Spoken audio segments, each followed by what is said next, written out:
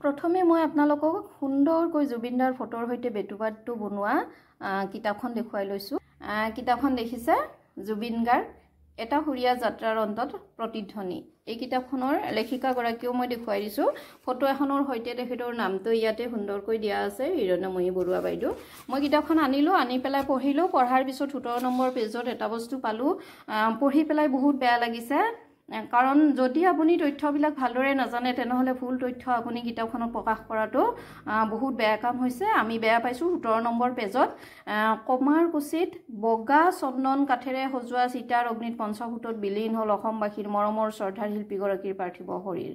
বাইদেউ, কমাৰকুছিত বগা চন্দন কাঠেৰে জুবিন দাক পুৰা নাছিলে, ৰঙা চন্দন কাঠেৰেহে পুৰিছিল। আপুনি ইমান ডাঙৰ ভুল এটা লিখাটো বহুত বেয়া কাম কৰিছে। আপুনি সঁচাই যদি তথ্যবোৰ ভালদৰে নাজানে এই কথাখিনি আপুনি স্কিপ কৰিব লাগিছিলে। আপুনি লিখা এই কিতাপখনৰ এই ভুল কথাখিনি পঢ়ি পেলাই বহুত বেয়া লাগিল, মনটো বহুত বেয়া লাগিল। সেইকাৰণে ভিডিঅ'টো আপলোড কৰিলোঁ। আপোনাক মই ফটোটো দি দিছোঁ বাৰু। ৰঙা চন্দন কাঠ আছিলে, মই আপোনাক দি দিছোঁ। আপুনি ভালদৰে চাই ল'ব যদি মোৰ ভিডিঅ'টো আপুনি পায়।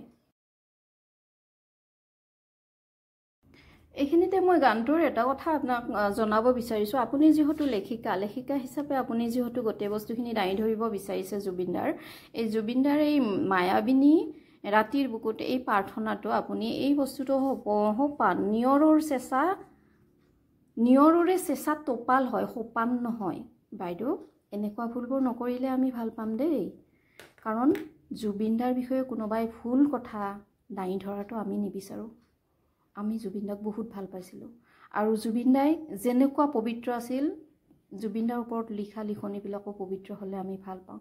তাতে ভুল তথ্য কোনোবাই দাঙি ধৰিলে আমি বহুত বেয়া পাওঁ।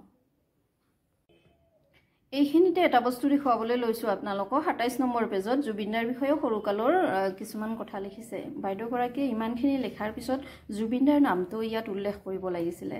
জুবিনদাৰ আগৰ নাম আছিলে জীৱন বৰঠাকুৰ। গতিকে ইয়াত কোনো ঠাইতে মই জুবিনদাৰ নামটো নেপালোঁ। জুবিনদাৰ নামটো আছিল জীৱন বৰঠাকুৰ। আৰু আপুনি পিতৃ কপিল বৰঠাকুৰ বুলি লিখিছে। কপিল বৰঠাকুৰৰ আগৰ নাম আছিলে মোহিনী বৰঠাকুৰ। আপুনি এইবিলাক কথাও কিতাপ যিহেতু আপুনি লিখিছে জুবিন গাৰ্গৰ ওপৰত, গতিকে গোটেই কথাখিনি শুদ্ধ হ'লে বেছি ভাল হয় বুলি আমি ভাবোঁ। গতিকে লিখিছেই যিহেতু গোটেই জীৱনীটোৰ ওপৰত যিহেতু সৰু সুৰাকৈ সকলোখিনি তথ্য আপুনি দাঙি ধৰিবলৈ বিচাৰিছে, গতিকে জুবিনদাৰ নামটো ইয়াত উল্লেখ থকাটো বেছি প্ৰয়োজন বুলি ভাবিছিলোঁ। জুবিনদাই পিছতহে নামটো সলাই পেলাই জুবিন গাৰ্গ কৰিলে। জীৱন বৰঠাকুৰ সলাই পেলাই জুবিন গাৰ্গ কৰিলে। আৰু জুবিনদাৰ পিতৃয়ে কপিল বৰঠাকুৰ কৰিলে। আগতে মোহিনী বৰঠাকুৰহে আছিলে। এই কথাবিলাক উল্লেখ থাকিলে কিতাপবোৰ পঢ়ি অকণমান ভাল লাগে।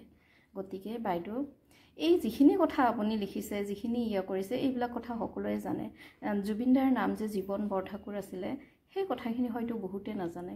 গতিকে কিতাপ আকাৰে প্ৰকাশ যেতিয়া কৰে, নজনা কথাবিলাক জানিবলৈ মানুহে বিচাৰে।